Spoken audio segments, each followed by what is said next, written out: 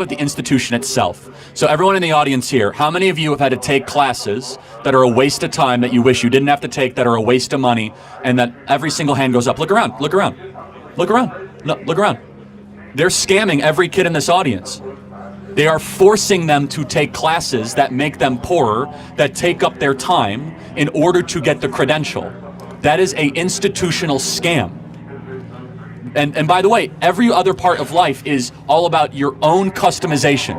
Your Netflix account, how you get your burrito bowl, from how you dress, your Amazon cart is you are in charge. But you come to college and they say you must go take these 3, 4, 5 classes that are very expensive, especially for you out-of-state students, to go further into debt, study things that don't matter, to find jobs that don't exist. That sounds like a scam. Welcome back to the channel, guys. This is Charlie Kirk. Charlie Kirk best moments actually. So this is like several compilations of Charlie Kirk doing the most, bro. Like taking these people down and stuff, all that kind of normal Charlie Kirk kind of stuff. Anyway, guys, let's check them out. I was wondering if you could give some encouraging words to students who are being alienated by teachers, their communities, and their friends because of their conservative values. It's a really important question. So students there, raise your hand if you think you've been graded differently or treated differently because of your beliefs. Yeah, basically every hand goes up. So that's right. Marco says worth it. Yeah, look, I want to say this. So there's a disagreement on the right. So the question, here's the question. Do you lie on your term paper or how you present yourself to your professors to get a good grade?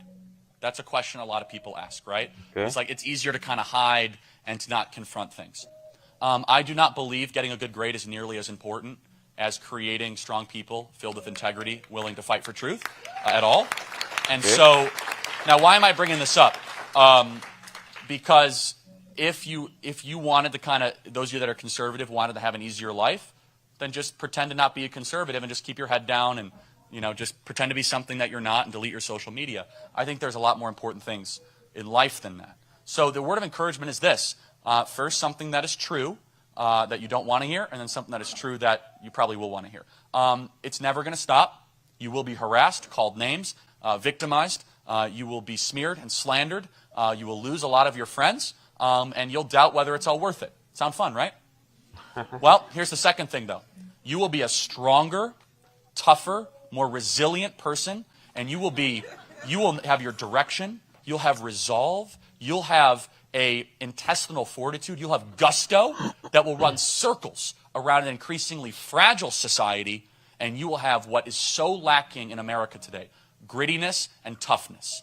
And that is something that I want to instill in every single young person. So yeah, it's going to be tough. We here at Turning Point USA are here to help you get through that, through our networking events, through our Young Women's Leadership Summit, through our chapter events, through the events like this tonight, so you know you're not alone. But we want to try to continue to rise up the citizen of young people and students to be able to take a stand. But it's going to be tough, but it's worth it. I'm a film student here at UWM. I'm actually graduating this semester. However, I should have had some hindsight on the industry I was getting into. Okay. There's a lot that I'm actually worried about publishing or making or creating, frankly, with a lot of the topics or points that I want to talk about. Okay. Because I fear the reaction, or I fear the response that I would be getting. And you two have gotten some very severe responses, very negative responses from what I like to call this new internet death threat culture. Okay. My question is a two-part. How have you two personally dealt with those threats? And where do you think this sort of culture of extreme retaliation, especially via the internet, has come from? Keyboard warriors just do not at all bother me. They're not even like, I don't even read the comments. Like, I literally do not care at all. I think it's so stupid. Like, I just picture like a little teeny weeny 12-year-old in their basement, like, I'm gonna write mean comments on Zynga. Like, I don't know. It's like, it's just, for me personally, it doesn't, I don't even bat an eyelash to mean comments on the internet. It's like everybody's a troll. Everybody's got something to say. I get it. You've all earned your blood and crip thug marks on Instagram. Got it. Cool.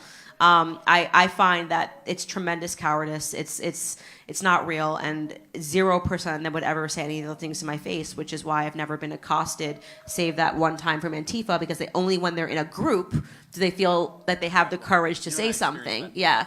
But individually, these people would never walk up to me and say something like that to me. Yeah, I hope I don't that's give them the actually vibe true. that That's they would true. think that I would take that That's sitting true. down, pregnant or not, because I wouldn't, you know.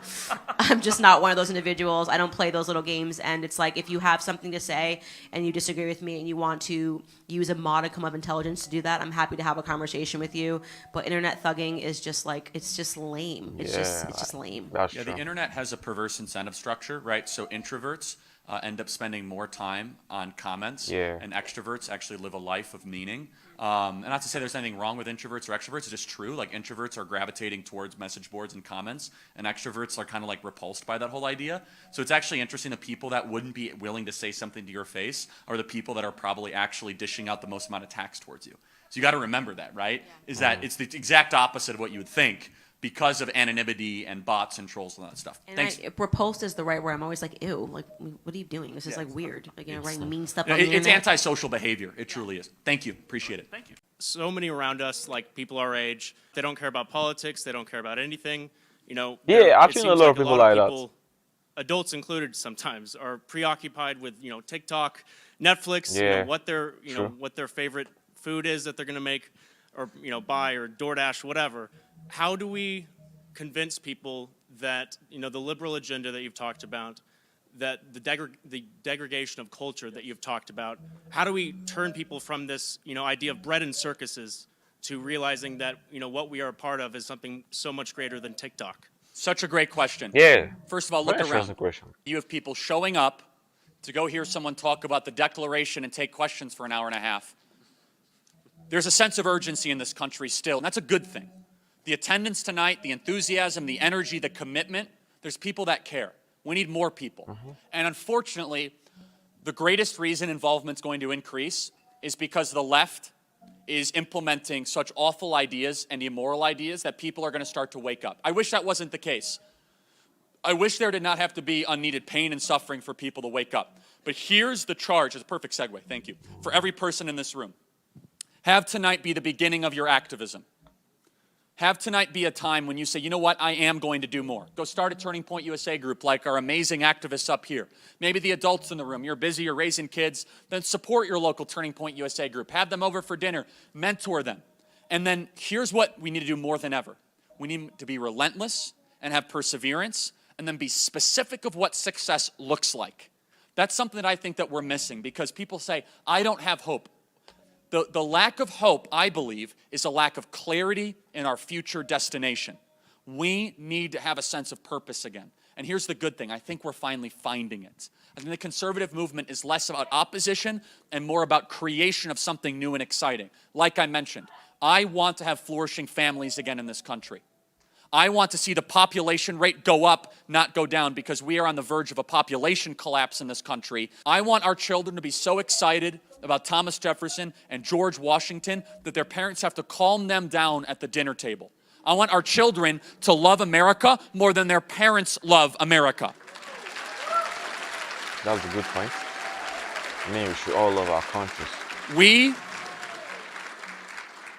are on the right side of this. And there is a relentless metaphorical bombing campaign that tries to make you care less day by day. Yeah. You said that economics was not the best thing to study in your opinion. Like Correct. when I put my hand up, the question I wanted to ask was like, what do you actually think the best thing to study is? Well, the best I mean, reason to come to college. Again, if you're going to a super left-wing college and you're trying to just get the piece of paper and credential, I mean, you should go at what the college is if it's known for, if it's best at. And so I don't know what UW is known for or what it's best at. But I mean, computer science, right? I would imagine the Paul Allen School, is that right? Or am I correct? This is off the top of my head. Is that right? It's right here, right? Yeah. So, but yeah, those fields in particular. But sociology or the life sciences or soft social sciences typically do not have as much of an ROI on the time or the money spent. And so you Economics is in the middle ground. And so you said think about it. that you would defund colleges, state colleges on a national level. Yes. And so basically that would mean that there are no subsidies going out to students, Correct. like in-state students or anything like that. I mean, you don't get to determine what the states do, but yes, federally, all federal grants should end completely. Yes. Okay. Make these institutions survive on their own. If they're so wonderful and they're so great, then make it work.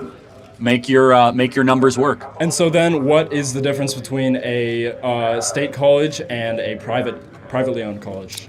Well, so UW gets subsidized in-state tuition here, right? Yeah. So if you go to That's why I'm paying only no, for 10, sure. 12,000 No, a year. for sure. But Right. you're paying it back in taxes. Let's be clear, right? So taxes make that possible, and your parents or you paid that in for 18 That's years, fine, yeah. so you get that back.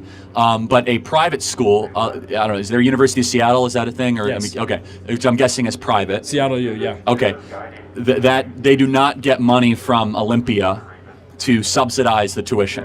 So they have to stand on their own 2 feet. Right. So they have higher tuition. Yeah. And they have to justify to donors how they're doing every single year. Yeah. But they still might get some federal money.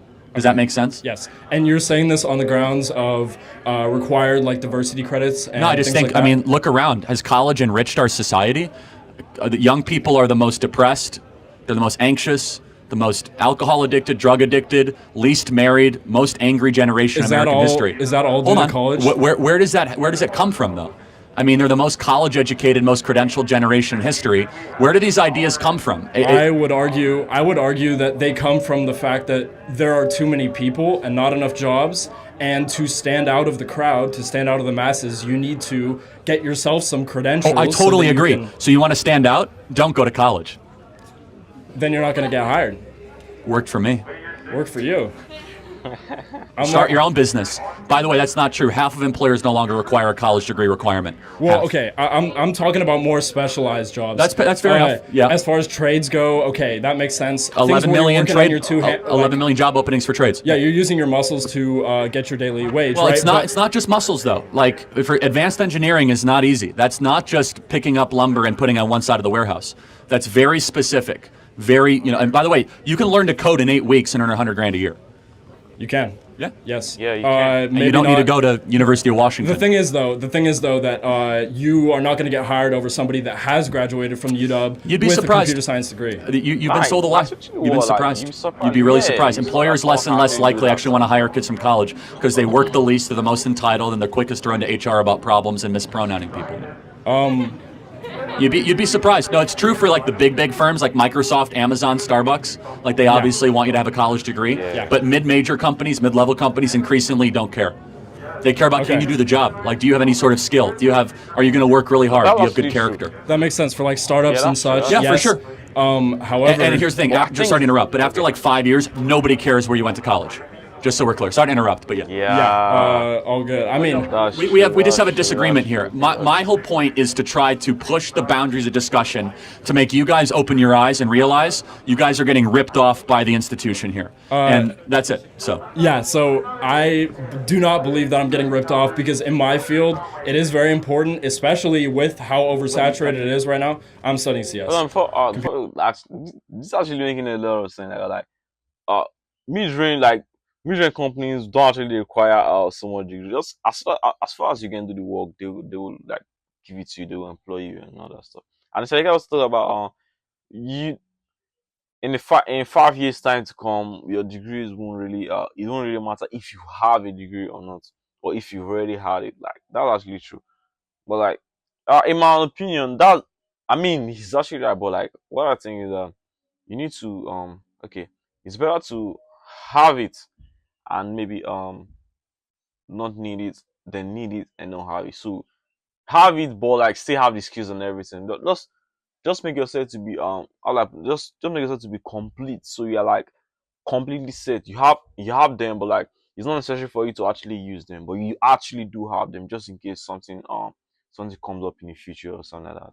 That's what I feel.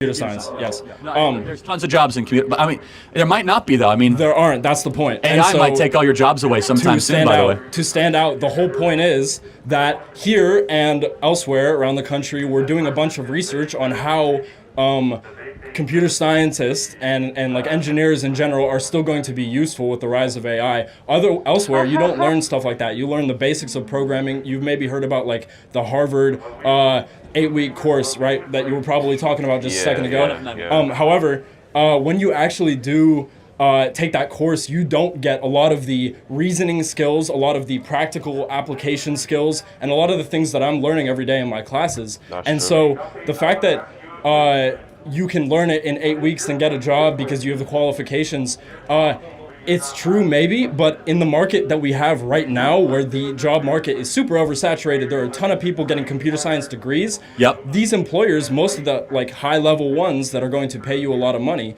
are not looking for somebody who has the base level qualifications. They're looking for more than that. And one more thing is that's true.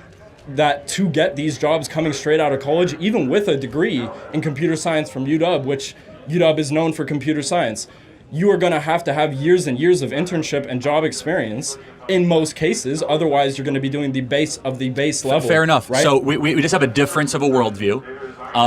I say, why not graduate from high school, learn to code, and go beg for an internship and bypass the college thing completely? You'd be amazed at how willing people are to help with that.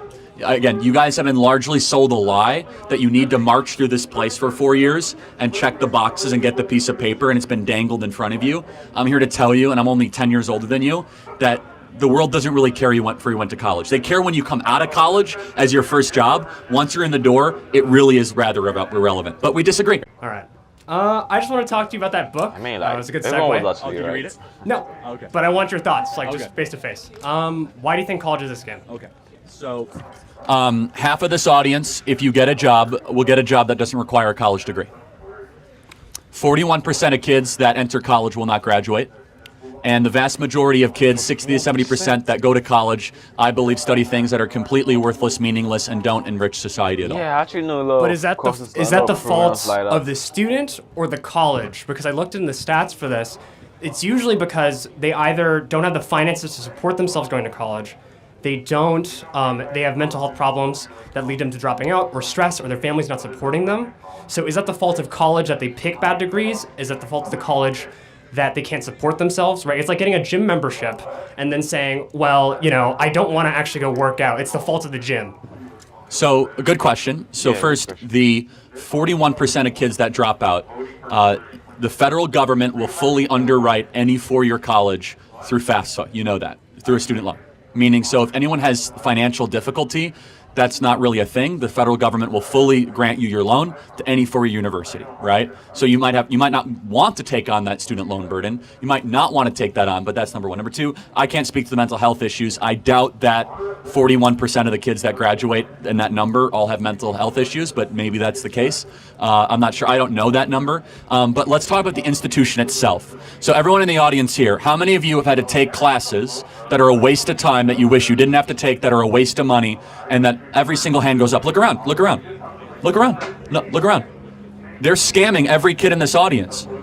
They are forcing them to take classes that make them poorer, that take up their time in order to get the credential.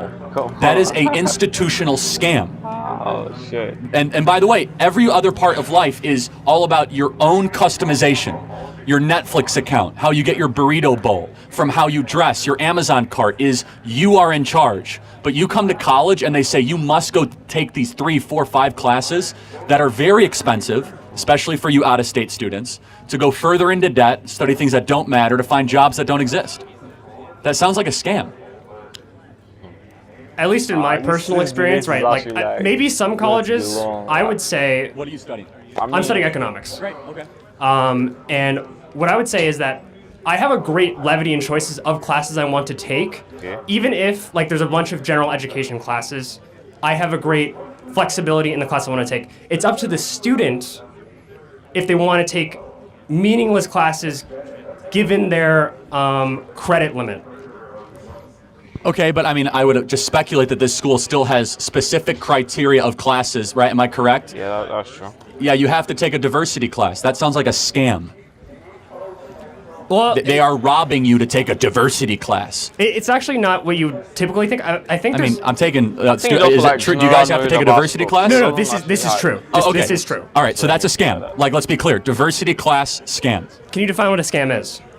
When you are getting ripped off of with your money, your time, your resources, either beyond what is a market rate or against your will. So I'll give you an example. If you guys want to fly to New York and Spirit Airlines says we're going to charge you $2,500 for a one-way ticket, I think we'd all could agree flying Spirit Airlines for $2,500 is a scam. Like, Exactly. you know it when you see it. I mean, it depends on how you view the worth of college. Like, if you, the federal Reserve for San Francisco released a newsletter discussing the actual finances behind is college actually worth it, and they found that by age 40 you recoup the average student recoups all their costs If they graduate. if they graduate, and even accounting for that, other economists also state. No, so that's an important study. If you take out the top 10%, that's not the case. So Top 10% of what? Top 10% of graduates and income earners. So the top 10% end up flourishing with a college degree. The other 90% do not. Do you know that there are 11 million job openings in this country that pay $75,000 a year, that require 6 weeks of training, that require muscular labor or using your hands? 11 million job openings. Now, a lot of you guys are in college because you've been pushed into college saying that you must get the piece of paper, when there are good paying jobs, 11 million of them, but either your society, your parents, or your own choices are, no, I want to go to college, I want to go after that piece of paper.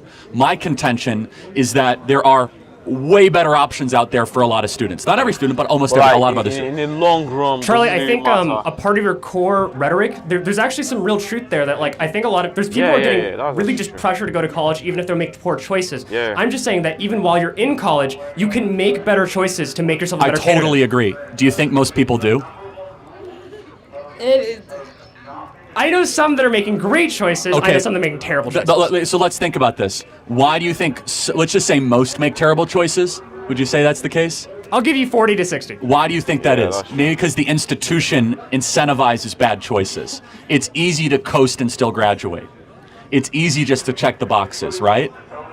It's not an institution designed around excellence. It's around, let's get you through the mill as quickly as possible, get the piece of paper, pay your bill. Thank you very much.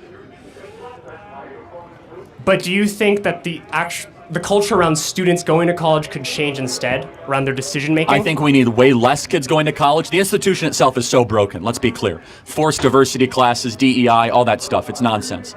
If it was really, college really should be closer to what Hillsdale College is, which is about wisdom, beauty, truth, goodness, not just about job preparedness. But we've lost that completely. If it's about doctors, lawyers, engineers, and the skills, of course. But you know that. It's way beyond that. I mean, people going to, not to pick on you, but you're studying economics. That's terrific. That's a good reason to go to college. It's not the best reason, I'll be honest, but it's a good reason, right? I mean, economics is a serious discipline. It's a real science. You know, we need people really rigorously studying that. So. Hi, Charlie. I wanted to ask you about what your thoughts on the current American work culture and how it currently overemphasizes leadership. And although leadership is important and gets us through like important crises, sometimes the average worker is just left out. Yeah, that's interesting. So, did you say American worker culture? Is that right? Like everyone wants to be a leader, but like if everyone's leader, no one can be a leader, right? So. That's an interesting point. I've actually thought that deeply about it. I'll disagree. I don't think everyone wants to be a leader. I think everyone wants the perks of being a leader, for sure. Okay. But they certainly don't want the responsibilities of being a leader. Being a leader is hard. You can delegate authority, you cannot delegate responsibility. And so everyone kind of wants the kind of image of being a boss on Instagram, corner office, you know, you get all the perks and all that. But do they really want to be there 2 a.m. on a Sunday morning having to go crunch a deadline when it's you on the line that have to do that? Because that's what we that own business and run business have to do. There's no days off. It's 7 days a week. It's constant pressure, borrowing money, paying bills, firing people, hiring people. So, but you're right, not everyone can be a leader. So how do you create a culture where people are okay with being led? I think you need better leaders. I hate to go back to it. I don't know if I agree with you. I don't think there's an overemphasis on leadership. I think that there's an overemphasis because there's such a lack of a crisis. There's the lack of leaders and such a crisis to actually find people. And so what is a leader? A leader is someone that says, like George S. Patton said, lead, follow, or get out of the way. But we see in America, we have a lot of people that do finger pointing and not people that are willing to cast a vision, work towards it, and meaningfully try to execute on it. The greatest leader of the 20th century is Winston Churchill, period. That's why we're Never Surrender right here. Winston Churchill cast the vision against impossible odds. He united a people against existential and material and immediate evil. He rallied people with optimism and charm and a perseverance that was relentless when he was the minority of people thought it couldn't be done, surviving the Blitz, pushing forward into Europe, and liberating them from absolute existential and just unspeakable evil. I don't know if we have that sort of a leader is very hard to find. I believe Washington, Lincoln, and Churchill are the three best Western leaders we have post-1776. Okay. I mean, like, I actually had more interest in the educational part of the whole video. I really love the arguments Charlie Kirk made with the students. Great argument. Both of them had clear points and all that stuff. But I still say, like, it's better to actually have the degree and not need it than to need the degree and not have it. So that's just my own take. Let me know what you guys think down in the comment section. For the like, share, subscribe, and I'll see you guys in the next one. Peace.